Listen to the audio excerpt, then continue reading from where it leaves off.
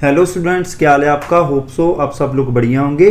मैं आपको basic electrical engineering में नेटवर्क थ्योरम्स को सॉल्व करना सिखा रहा हूं। अभी तक हमने 3 थ्योरम्स को पढ़ा है, जिसमें है Thevenin theorem, Norton theorem and superposition theorem. इसके बारे में मैंने आपको बताया है कि थ्योरम्स क्या हैं, कहाँ पर अप्लाई होती हैं, तो उसके बाद एप्लीकेशंस के बारे में बताया है एंड कैसे इसको सॉल्व करते हैं स्टेप बाय स्टेप, उसको भी मैंने आपको सिखाया है। तो आज जो हम थ्योरम को पढ़ने जा रहे हैं उसका नाम है मैक्सिमम पावर ट्रांसफ़र थ्योरम। तो इसका जो नेम ही है वही सजेस्ट कर रहा है कि इस थ्योरम में हम पढ़ेंगे कि पावर को हम कैसे ट्रांसफ़र कर सकते हैं कि हमारी जो मैक्सिमम पावर है वो ट्रांसफ़र हो। तो जो आज का कंटेंट होगा, जो आज के इस वीडियो का कंटेंट होगा, जो इसमें कवर करेंगे, उसमें हम कवर करेंगे कि स्टेटमेंट क्या है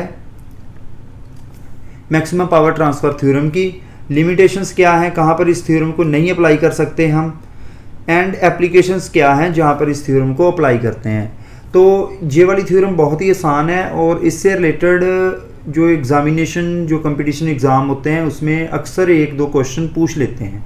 तो आप इस वीडियो को ध्यान से देखना और समझना कि मैंने आपको क्या करवाया है। तो आप यहाँ पर एक सर्किट देख रहे हैं, ठीक है, एक सर्किट देख रहे हैं जिसमें एक इंटरनल रेजिस्टेंस है। RI का मतलब होता है इंटरनल रेजिस्टेंस। ये बैटरी लगी हुई है एंड ये लोड लगा हुआ है। तो इसकी स्टेटमेंट्स को पढ़ते हैं कि ये स्टेटमेंट क्या कहती है कि मैक्सिमम पावर कब ट्रांसफ़र होगी। इस स्टेटमेंट का जो मतलब है उसका मतलब ये है कि मैक्सिमम पावर कब ट्रांसफ़र होगी जब किसी सोर्स की इंटरनल रेजिस्टेंस, किसी सोर्स की इंटरनल रेजिस्टेंस, RI मैंने आपको बताया है, RI का मतलब क्या है, इंटरनल रेजिस्टेंस इक्वल हो जाएगी लोड रेजिस्टेंस के। इक्वल किसके हो जाएगी? लोड रेजिस्टेंस के। तो जो पावर है हमारी मैक्सिमम ट्रांसफ़र होगी। मैक्सिमम पावर ट्रांसफ़र का मतलब होता है कि जो हम पावर ट्रांसफ़र कर रहे हैं मैक्सिमम कब होगी। तो इसका आंसर क्या है, जो ये वाली थ्योरम क्या बताती है कि जब किसी सोर्स की इंटरनल रेजिस्टेंस लोड की रेजिस्टेंस के इक्वल हो जाएगी तो मैक्सिमम पावर ट्रांसफ़र होगी। तो होप सो कि आपको स्टेटमेंट का पता चल गया होगा कि मैक्सिमम ट्रांसफ़र थ्योरम को अप्लाई कहाँ पर करते हैं, जहाँ पर जो इंटरनल रेजिस्टेंस होती है सोर्स की किसकी इक्वल होती है, लोड रेजिस्टेंस की, ठीक है। तो लिमिटेशंस क्या हैं, अगर मैंने सोर्स की रेजिस्टेंस को, सोर्स जो मेरे पास है उसकी रेजिस्टेंस को इक्वल कर दिया लोड की रेजिस्टेंस के इक्वल, तो उसमें क्या होगा, जो हमारी एफिशिएंसी है वो पुअर हो जाएगी, क्योंकि हमारे 2 जगह लॉसेस हो गए। एक तो इंटरनल रेजिस्टेंस में लॉस हो जाएंगे, क्योंकि रेजिस्टेंस का काम क्या है, करंट के रास्ते में रुकावट डालना।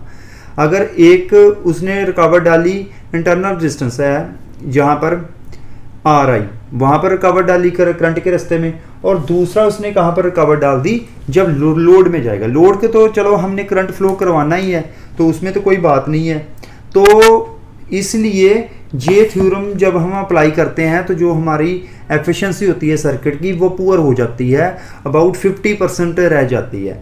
तो आप इस फिगर को याद रखना कि जहाँ पर हम मैक्सिमम पावर ट्रांसफ़र थ्योरम को अप्लाई करते हैं उस सर्किट की एफिशिएंसी कितनी रह जाती है, उस सर्किट की एफिशिएंसी 50% रह जाती है। तो एक मैं आपको और बता देता हूँ इम्पोर्टेंट बात, बहुत ही इम्पोर्टेंट है, तो आप इसको ज़रूर अपने दिमाग में बैठा लेना कि अगर हमारी जो लोड रेजिस्टेंस है हाई होगी, किससे, इंटरनल रेजिस्टेंस से, तो क्या होगा कि जो हमारे लोड रेजिस्टेंस के अक्रॉस ज़्यादा वोल्टेज हमें मिलेगी, ठीक है।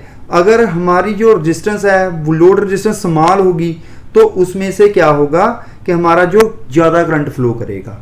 इस बात का आप ध्यान रखना। जो इस थ्योरम के एप्लीकेशंस है वो किस में आते हैं, बेसिकली ये हम इलेक्ट्रॉनिक सर्किट में इस थ्योरम का यूज़ करते हैं। ये इलेक्ट्रिकल सर्किट में कहीं नहीं होगी। अगर आप जनरेटिंग स्टेशन में हम पावर को ट्रांसफ़र कर रहे हैं सब स्टेशन तक, अगर एफिशिएंसी हमारी 50% रह जाएगी तो हमारे पास तो कुछ भी नहीं मिला, सारा तो हमारे लॉसेस में चला गया। तो ये सिर्फ इलेक्ट्रॉनिक सर्किट में हम अप्लाई करते हैं।